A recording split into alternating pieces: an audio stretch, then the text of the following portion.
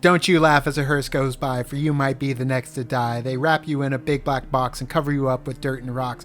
All goes well for about a week, and then your coffin begins to leak. The worms crawl in, the worms crawl out. The worms play pinochle on your snout. They eat your eyes, they eat your nose, they eat the jelly between your toes. A big green worm with rolling eyes crawls in your stomach and out your eyes. Your stomach turns a slimy green and pus pours out like whipping cream. They spread it on a slice of bread, and that's what you eat when you are dead. What was that? It's from Scary Stories to Tell in the Dark. Meanwhile, let me pass on the good word about the new Wonky Times.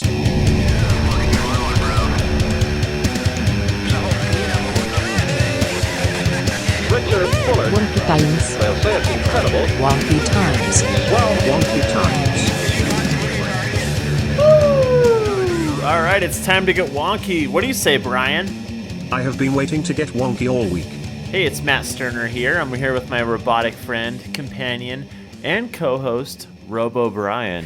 Thank you very much, Mr. RoboBrian. I'm not very fond of that song. It is a little overrated and overplayed if you ask me. Hey, Brian, we've got a pretty spooky show going on this week, too. Ooh. Did you hear about the Ouija board that's being blamed for sending 28 schoolgirls to a hospital in Colombia? I did, and I have experienced worse. For instance, that time I played Monopoly and Connect 4. I would rather talk about those police officers who reported hearing a phantom train. Okay, yeah, that's a better story. So this so-called phantom train made itself known in Swadling Coat. Hold on. Swadling Coat. It's a district of South Derbyshire, England. Choo, choo. Is that what trains sound like, Brian? So these two police officers were at the police station when they suddenly heard a loud rumble. They soon realized that the sound was getting closer, and they were shocked because leaves started to blow, the air around them moved. Pretty creepy. All aboard the Nightmare Express. So apparently this is a historic railway in the town, so there may be some spooky dudes and dudettes hanging around the tracks from the old days. And in case you were wondering, both of these guys were tested for drugs and alcohol, and they both passed, so they must have been studying. Perhaps they read the Cliff Notes. And okay, now I want to present to you a very special interview I had with my friend Robert Montano. It's not Montana, I promise. But he was actually on the show before. He talked about his alien experience in Palm Desert, California. Yes, I remember Robert. He's someone I'd like to hang out with. Maybe grab a bite to eat at a local sandwich shop. Yep, that's the guy. You guys should really hang out soon. But anyways, here it is, and I hope you enjoy it. Ooh. Robert, you've been on the podcast before. You came on maybe a month ago or a few weeks ago. Some time ago. What is time? It's relative.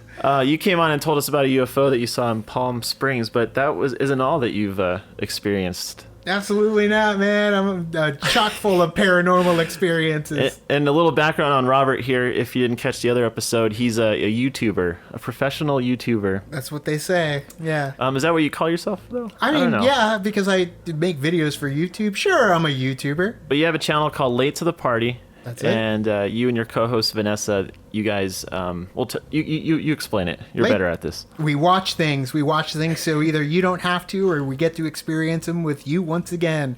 Movies, trailer reactions, whatever. Movie related, for the most part. So anyways, you were telling me that you had a haunted girlfriend. What, were you dating a ghost? What is this? What do you mean? She could have been, man. She ghosted me pretty hard in the end, but not really.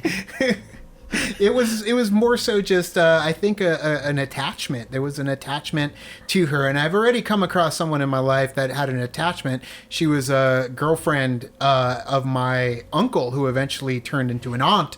But yeah, she had an attachment. I knew about it way back then. Never saw anything. Always heard about things that would occur around me, but I never got to experience it. But then I got to experience it on my own when I ended up dating a girl for a number of years and started realizing that there was something more going on than just the relationship.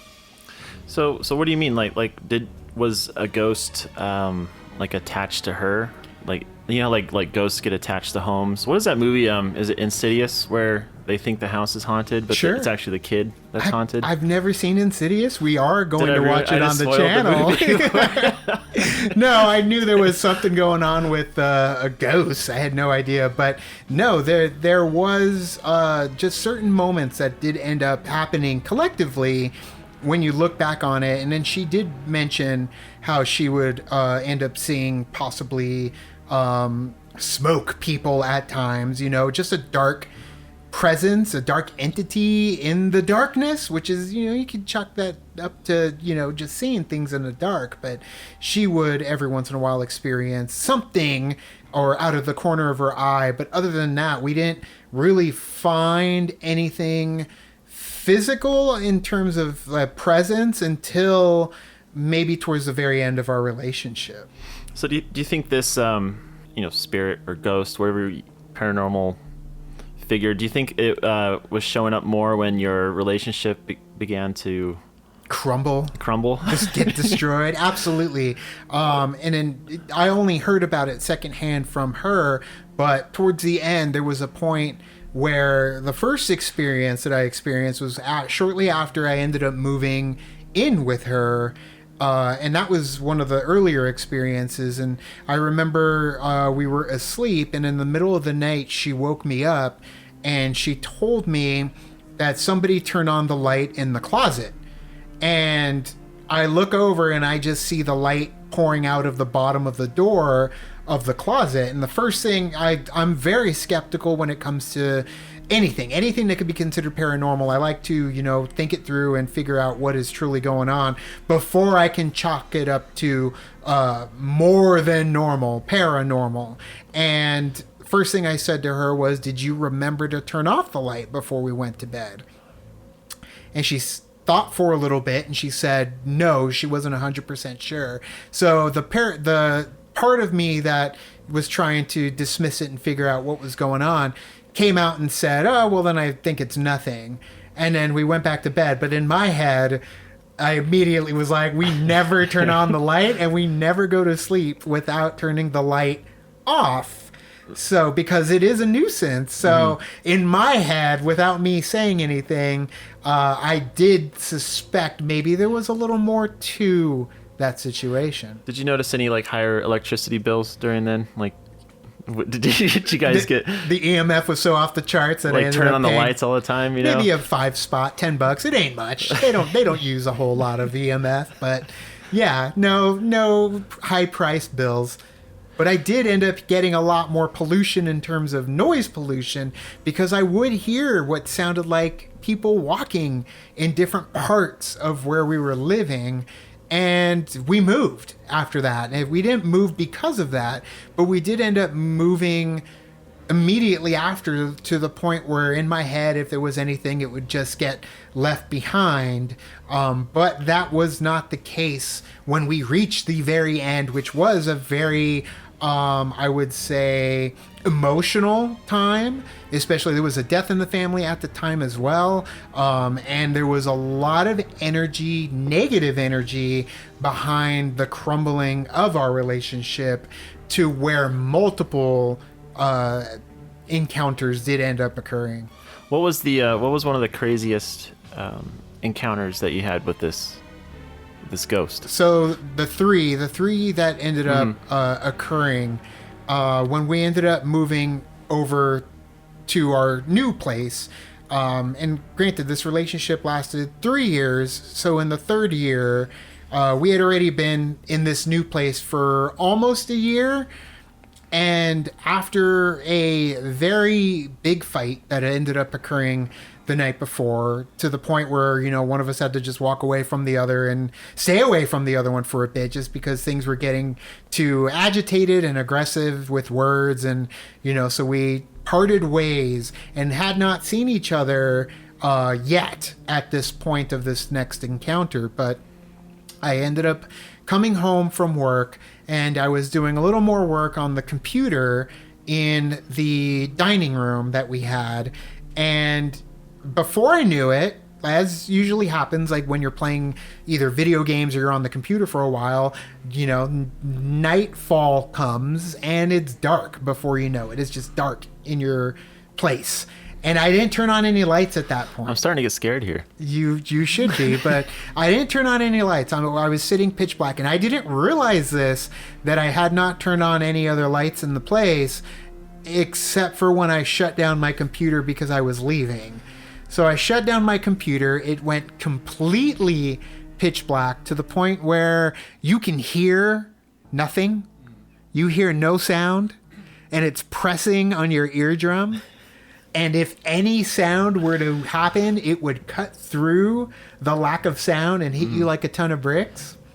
So I stood up from my computer and I was walking out of our place through the living room on my way to the front door. But in my head, I felt that there was somebody there. I felt it on my skin. I felt it in my being that somebody was standing in the room with me. So my brain immediately shifted to, please don't say hey. Please don't say hey. Literally, word for word, please don't say hey. Don't say hey. Don't say hey. Don't say hey, because I just felt the pressure on my ears to where any noise would definitely ring loud to me. And I just felt like something was going to say something. I took a few steps about halfway through the living room. In my ear, and I could still feel it on my ear, I heard, hey. Hey. So what'd you do? Did you say hey back? Froze. Okay. I wasn't in a talkative mood. I froze in place in complete darkness. Wow. Immediately my brain tried to justify it that I manifested hey out of my head because I wanted to hear hey by telling myself not to hear hey. I may have even said at some point, don't say hey, as I was leaving. That's how powerful it felt to me. And when I felt it on my ear, I froze in place. I stared forward. My stomach shot out of my mouth, basically. And I never looked anywhere except towards the door, and I walked towards the door. Did you turn a light on or anything? Nope. No? You didn't want to see? Nope. I'm getting chills, like, listening to this. This kind of stuff always creeps me out. Like, I feel like later tonight I'm going to be laying there and saying, don't say hey, even though there's nothing. And it's going to happen every time because our brains are powerful. My dog will learn how to say hey or something. So you said there were 3. That was just one of them? That was just one of them. So the next instance that I ended up having happen was we ended up getting back together as one would. We broke up. We did break up. And then there was a death in the family, and there was a lot of grief and sadness that ended up happening. And I ended up coming back and staying there. And when we were there, we went to bed, and already at that point, that place, I could feel thickness in the air ever since our relationship crumbled. And I felt it in that place the day I heard hey, and the couple times that I went back to get my stuff, it felt like I wasn't supposed to be there. And I grabbed my stuff and left. It could have been the ghost doing it now that I think about it, getting into a little analysis. Yeah. But when I came back and stayed there the very first night, we were asleep once again, and I heard a crashing sound. Like loose change, a bag of loose change falling off a dresser or something and hitting the floor. And we immediately got out of bed, and it was loud, very loud. And I walk over, and on the floor in the middle of the room was her jewelry case. And this was a little chest, jewelry chest with her necklaces and all that stuff in there. Something that wouldn't easily fall off a shelf. And it was in the back of the dresser, connected to the mirror. So the mirror was on the back on the wall. It was on the back of the dresser, pushed up against the mirror, and then it ended up on the floor. in the middle of the room. Was anything missing? No, everything From the- was still inside, but you could hear it like jostle around. So it's a clumsy ghost. It's not really like a thief. I think he was trying to bash me over the head with the jewelry box. This ghost did not want me around. Maybe he was trying to propose to your girlfriend at the time. Maybe that's why. Maybe he didn't want you around. That in Or retrospect. I don't know if it's a he. I just assumed. You know what? We have no clue. It just could be an overprotective family member. Yeah. That just didn't want me in that situation. But the experience of that night, again, I felt like the first night with the closet and the light in the closet, where I immediately tried to debunk it and justify it, and just said, oh, maybe it was just on the edge. We were moving things around.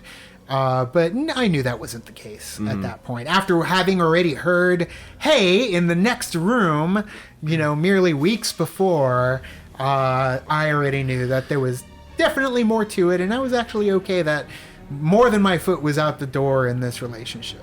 So when you said you guys weren't together for a little while, did you experience anything during that time? Or was it only... Completely silent. Everything was gone. No experiences. The feeling was gone that I was being watched, that there was something around me. Something you get pretty much with like high EMF.